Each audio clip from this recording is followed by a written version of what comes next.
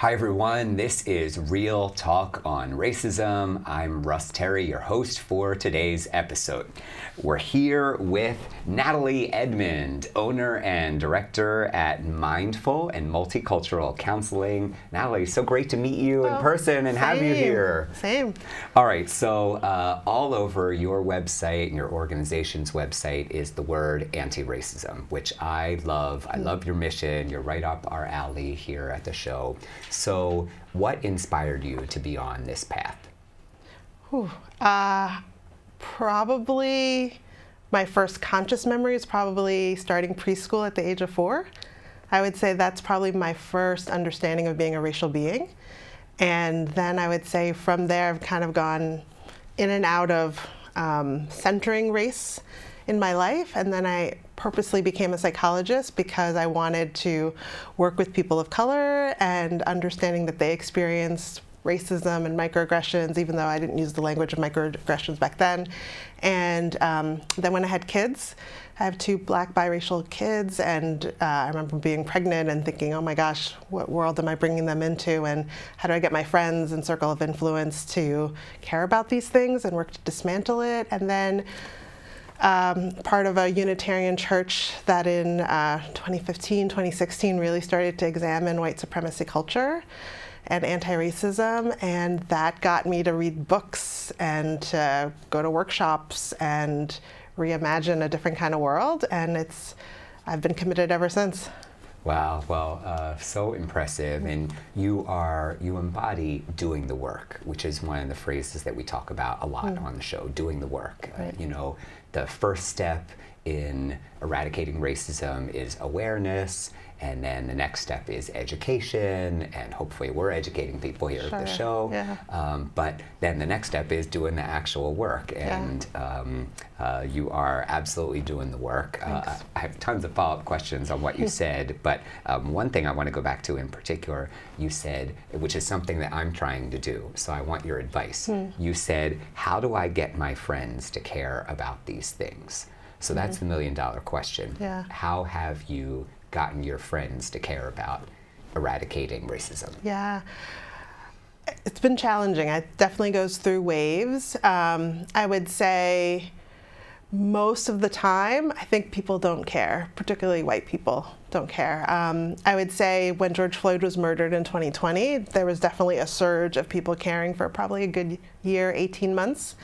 And I think I've shifted my focus to, I don't really need people to care so much as I need structural things to change. And so that means that I have to change sometimes how I talk about things and find the people who do care. Because the reality is not everybody needs to care. We just need a certain portion of people to care and be willing to do things differently. And that starts with even just talking about racism and talking about whiteness and talking about what it means to be a racial being in all kinds of places, not just structured workshops. Okay, so in terms of the structural things to change, what is at least one structural thing that we are trying to change currently? Yeah, I mean, I think structural would start with our education system. Just what are the ways in which we can include a more accurate depiction of the colonization of what's now called the United States, and talking about all the different contributions of all the different races into the multicultural United States, looking at the intersection of race and class, and how do we create more equity in our classrooms, how do we engage a wide variety of students, how do we make sure that people have the foundations so that they can grow up to be productive people as adults. And I think part of that is building people's racial literacy and understanding that our educational system isn't equitable as it currently stands. All right, lots more follow-up questions on that. Yeah. I mean, I volunteered for many years at Big Brothers Big Sisters, and often it's a white person mentoring a person of color, and even though the one little I'm thinking of, went to a good school in Harlem, when he interned at our firm, one of the items of feedback that I got from one of his managers was that his writing skills weren't as good as some of the other interns. So I'm thinking, gosh, is this a systemic racism, a systemic issue in our education system, that even though he's smart and working hard, that he doesn't necessarily have the writing skills, the English language skills, even though he was born in the US, speaks English as his primary language, that, let's say, a white person who grew up in the suburbs would have. Yeah, absolutely. And then how do people perceive that? Is that individual responsibility that he's not smart enough, he's not doing enough work, or is it, the culture or systems in which he was educated in didn't support that, or that we have a standard that says that this is the proper English and this is the proper skills, when people have a wide range of abilities. Yeah, which I know changing the structural racism of our education system in the U.S. is a heavy lift, and I don't want to sound unrealistic, but not something that you or I could do on our own. But one of the main things we try to do at the show is the people watching, what can they do? So with a huge issue like systemic racism in education, what can a white person watching at home do? I mean, I think whether you have kids in the school district or not is going to Board of Education meetings, because oftentimes people who go to Board of Education meetings, and I think they've become much more polarizing discussions at Board of Education meetings, is people who tend to go are people who are passionate about something. And so this goes back to the apathy or the lack of interest, is do you care about what kids are learning? Do you care about the graduation rates? Do we care about the tracking that happens in schools, that even in racially diverse schools, there's still people are segregated into different kinds of classrooms. So whether it's honors or different kinds of classes. So what's the suspension rate at the school? What's the expulsion rate? So really looking at what's the data for your own school district, and even just looking at the ways in which cities often are segregated. So even if it's a racially diverse town, where do the Black, Brown, Indigenous, Asian people tend to live? Where do the white people tend to live? Are your kids able to interact with a wide variety of other people? So they're building these intimate relationships at an early age, building their racial literacy and fluency. So I think that would be some of that stuff. I love that you said racial literacy again, because I wrote it down the first time but didn't get to ask a follow-up question on that. So I can guess what it means, but I want to hear you say it. How would you define racial literacy? Yeah, I mean, number one to me is, do you see yourself as a racial being? Because oftentimes white individuals don't see themselves as a racial being, but Black, Brown, Indigenous, Asian people tend to be racialized in a different way. So do you see yourself as a racial being? What does that mean? I often, in my workshops, ask my white-bodied participants, when did your family become white?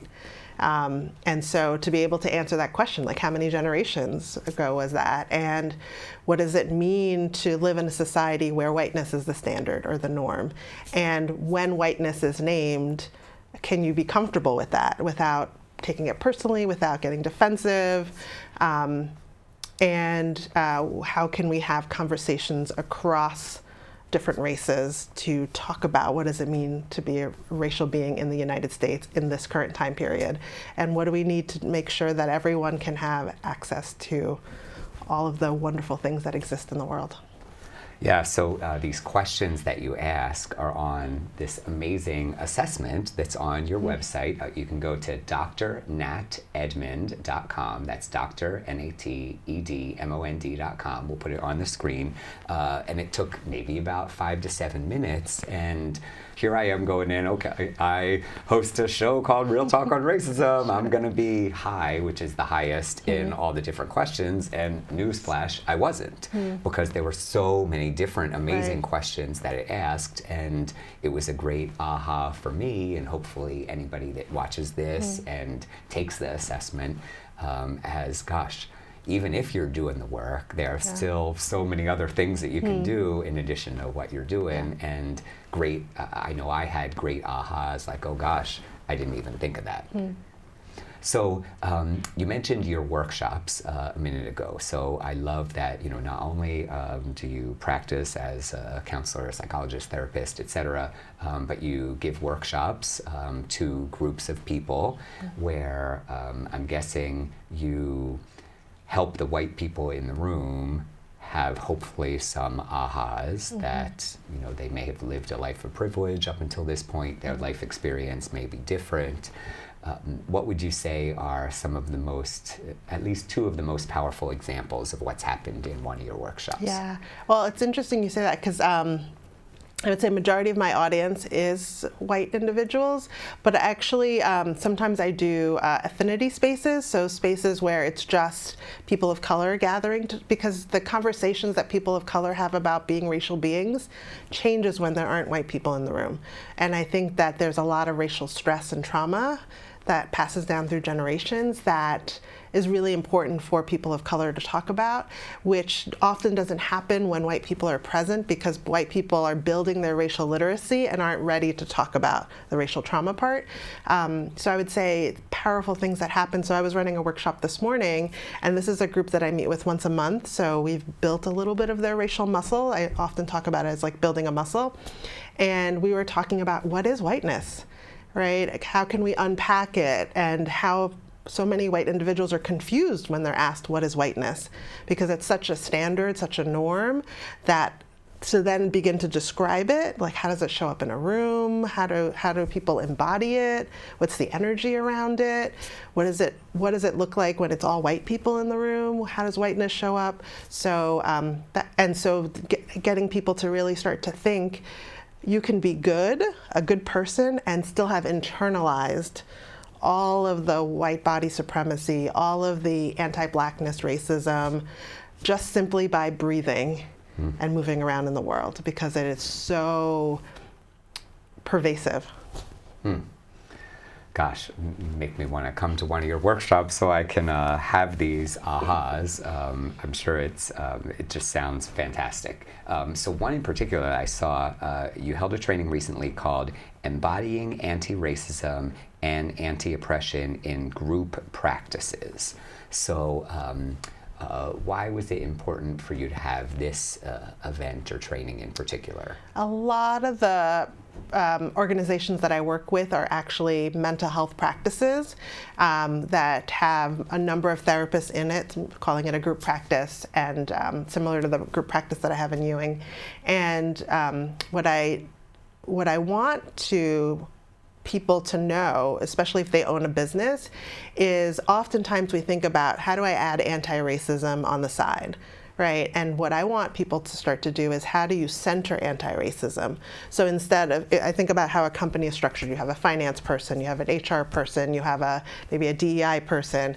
And what I'm saying is, what if DEI or DEIJ with the justice part, what if that was embedded into every role, right? What if as the CEO, you embodied anti-racism, so that when you are thinking about how I'm going to pay my staff, you're thinking about it from an anti-racism, anti-oppression. When you're thinking about staff with performance issues or helping staff thrive, how are you thinking about it? When you're thinking about the therapy you do in the therapy room, how is anti-racism part of it? So it's kind of like, how do we center being a racial being versus like it just being a demographic, but it's really shaped the way that we think about so many things.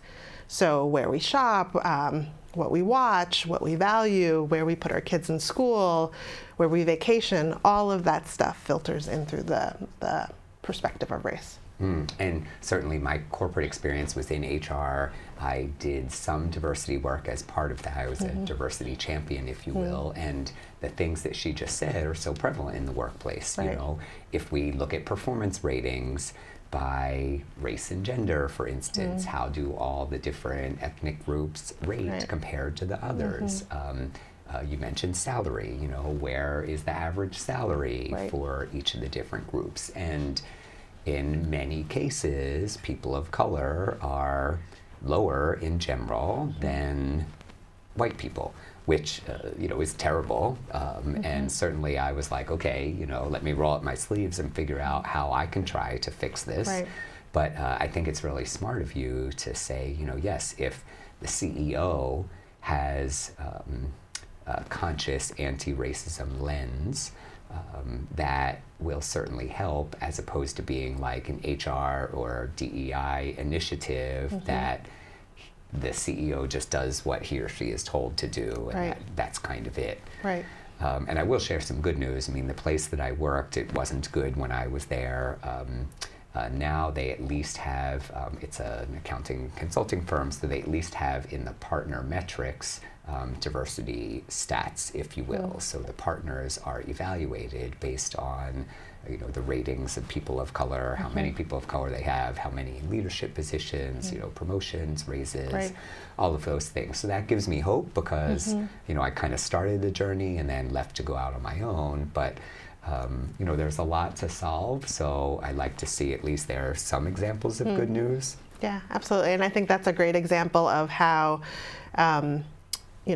having people care or get insight is one thing, and another thing is how do you set up the structure to create the change, right? So I think like having metrics that are part of people's performance, that's the structure, right? Having policies, like often going to a workshop alone might give a momentary aha, but might not lead to like consistent change or embodiment in one's everyday life, because you need accountability, you need support, because the currents of racism and white body supremacy are so strong that you really need every day some sort of way of trying to do action towards anti-racism.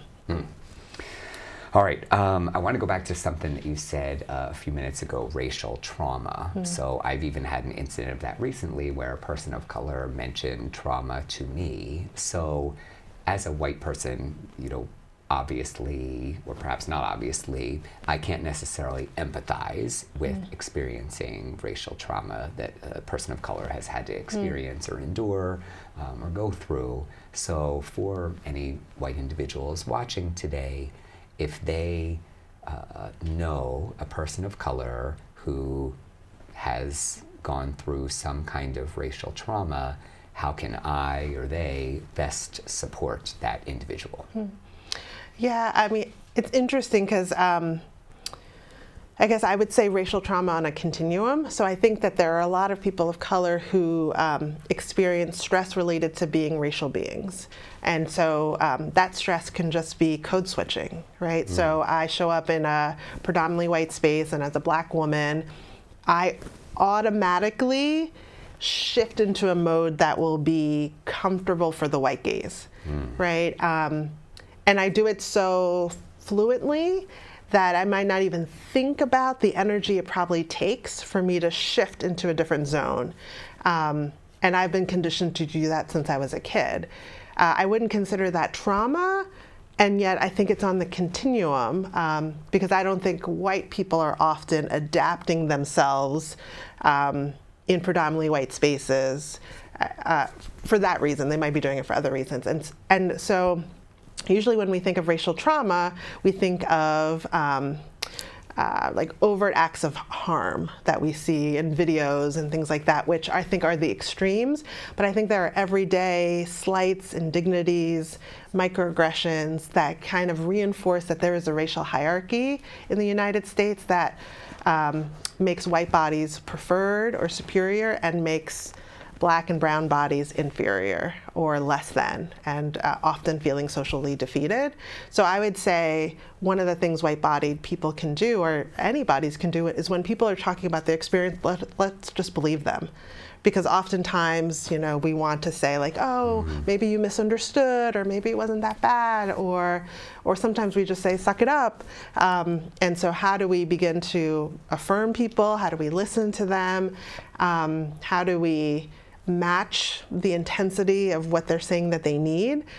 Because I think sometimes white-bodied individuals haven't built the racial literacy or fluency, so they kind of become frozen and they don't say anything, which this person has become raw and shared, a deep hurt, and then it's met with silence or no emotional expression. And so how do we tap into the feeling of what it must feel to experience this harm, even if we can't relate because it's not our lived experience. I would say that white bodies also experience racial trauma, and that gets passed down through the generations because white bodies come from other white bodies who have been part of colonization and part of racial oppression as well. And I think people don't harm other people unless they've been traumatized in some sort of way. Okay. So I love seems like the wrong word, but I very much like the continuum example, that the trauma might not have been like something blunt to the head, but over time has a weathering effect. Yeah, the weathering effect. I like that. All this code switching, et cetera, which has come up on the show before in prior episodes.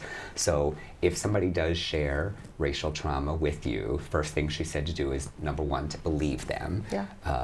Because I think subconsciously or consciously, we as a white person might be defensive or feel like, well, how can that be their experience? I didn't see it. We make it about us. And if I didn't see it, then it must not have happened. So number one, believe them. Number two, you said affirm them. So what do you mean by that? I think affirm is some way of acknowledging what they've told. Right. Like whether that's, that must have been so terrible. I can't believe like this continues to persist, that you have to weather this, that you have to hold this. Something that matches the intensity in which the person, because I think sometimes even when we share, part of trauma sometimes is that we disconnect from our emotions and we're just telling a story. And sometimes when we really connect to the emotions, there can be rage. And that rage is not only anger, but it can be grief, it can be anxiety, it can be stress. And how do we allow someone to feel the fullness of their emotions without thinking they need to dial it down? Okay. So match the intensity, be aware of potential intensity, affirm, acknowledge, listen, all of these things will help the person at least feel like they've been heard and understood, even if we can't necessarily solve the issue right then and there or ever. But those steps will help a lot. Absolutely. And really just to empower the individual that's been harmed. So what do they need? Maybe they don't need you to fix it.